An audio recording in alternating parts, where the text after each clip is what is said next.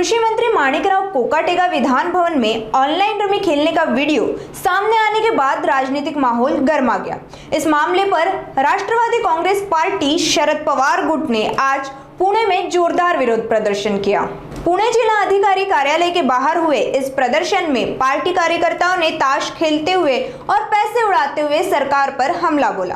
प्रदर्शनकारियों ने ताश के पत्ते खेलते हुए कोकाटे के खिलाफ विरोध प्रदर्शन किया। प्रदर्शनकारियों का कहना है कि अगर यही राजनीति है तो कोकाटे साहब को मुख्यमंत्री बना दिया जाए। शरद पवार गुट ने इस घटनाक्रम को लोकतंत्र और किसानों के अपमान के रूप में देखा है। उन्होंने कहा कि सत्ता में आने से पहले तीनों पार्टियों ने 7/12 कोरा और कर्ज माफी का वादा किया था, लेकिन आज सरकार न केवल वादे भूल गई है बल्कि कृषि मंत्री सदन में जुआ खेलने में व्यस्त है। कोकाटे के तुरंत इस्तीफे की मांग भी इस मौके पर की गई। हे बघा, माणिकराव कोकाटेंनी त्याच्या कर्तबगारीतून हे दाखवून दिलंय की राज्य सरकारला एका जुगारड्या मंत्र्याची गरज आहे आणि ज्या पद्धतीने महाराष्ट्र मागच्या 8 महिन्यात कधीतरी कृषी मंत्रालय हे ओसडगावची पाटीलकी आहे।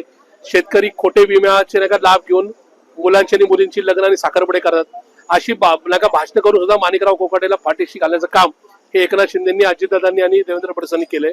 त्याअर्थी अशा जुगारड्या मंत्र्याची गरज या राज्य सरकारला असं आम्हाला सातत्याने लक्षात येते। काल तर माणिकरावांनी जाहीर या ठिकाणी प्रेस कॉन्फरन्स मध्ये सांगितलं की हे सरकारच भिकारी आहे। याचाच अर्थ त्यांनी एकदा शिक्कामोर्तब केलं की मुख्यमंत्री देवेंद्र फडणवीस या राज्यावर 10 लाख कोटीचं कर्ज टाकलेले।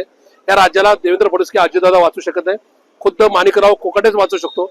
पुन्हा आमची रितसर मागणी आहे की माणिकराव कोकाटेचा राजीनामा घेता देवेंद्र फडणवीसांनी राजीनामा द्यावा आणि या जुगारड्या मंत्र्यालाच मुख्यमंत्री करावं, कारण हा जुगारडा मंत्रीच या राज्यातलं 10 लाख कोटीचं कर्ज या ठिकाणी संपू शकतो। यांना मुख्यमंत्री केलं तर दिवसभर मुख्यमंत्र्यांच्या दालनामध्ये मटका खेळतील, त्यावर पत्त्याचे गेम, 3 पत्तीचे गेम किंवा त्या ठिकाणी रमी खेळतील।